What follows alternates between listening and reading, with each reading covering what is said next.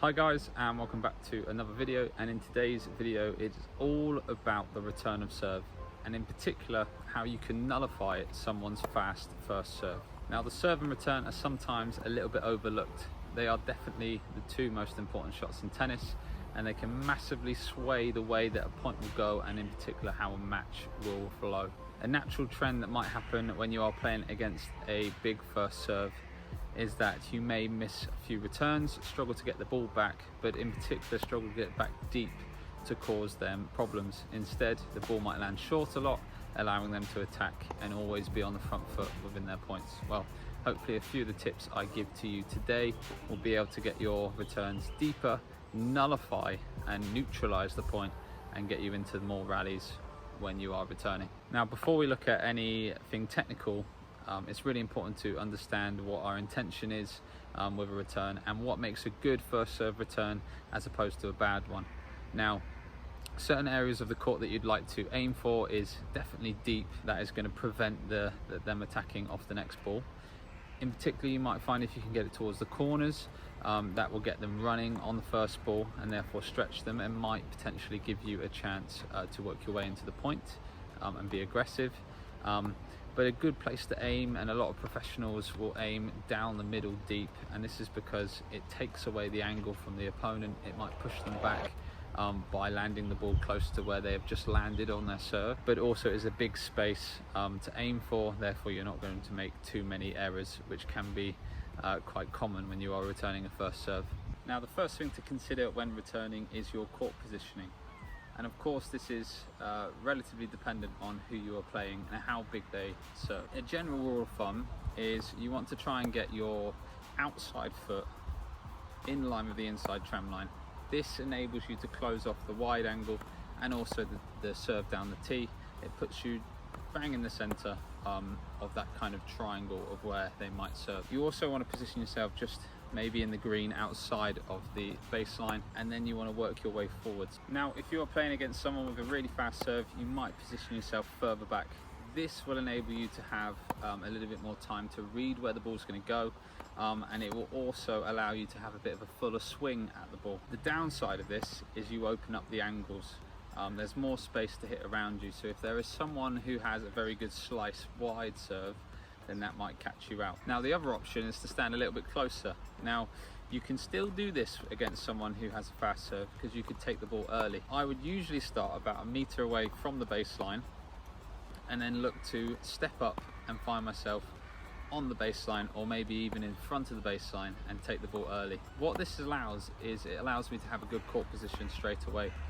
It also allows me to use the pace of the serve. By me taking the ball early, it takes time away from the server, so I'm able to send the ball back with pace before they've really planted and got ready for the next ball coming back. Also, it's really important to note that throughout a match you should be adapting your position.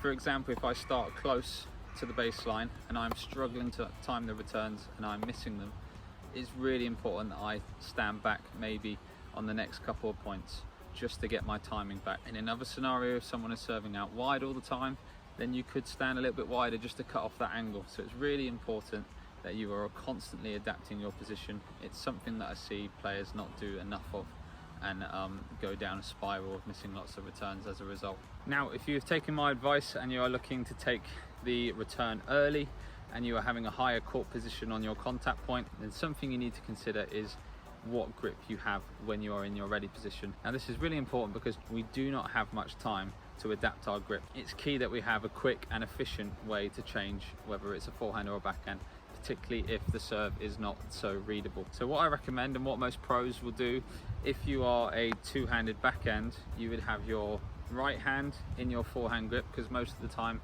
we want to be playing our forehand return. So you might look to play to step to the left and play your forehand as much as possible, and then you'd have your left hand in your backhand grip, so that if it does come to your backhand, it is an easy grip change, it's an easy switch onto your backhand side to be able to play that ball back.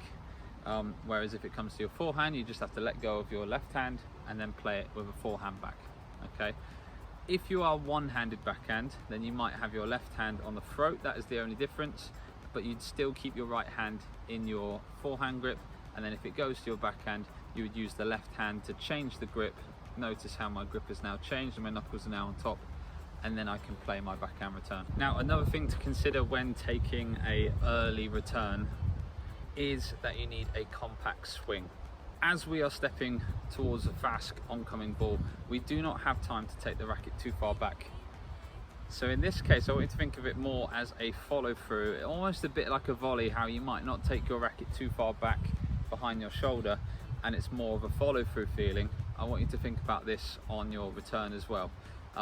Now, like you would do maybe if you're taking the ball early to attack within a rally, it's that same kind of feeling that you're stepping up to the ball and you're only taking your racket almost halfway back than you might do on a ground stroke when you've got a bit more time, and then getting that contact point in front, so it's keeping it nice and compact. The issue with taking the racket back so far is that it's hard to get the correct timing when you do start that follow through.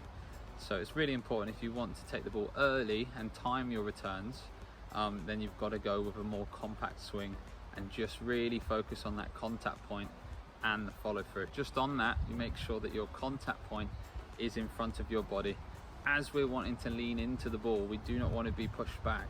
We want to make sure our contact point is in front.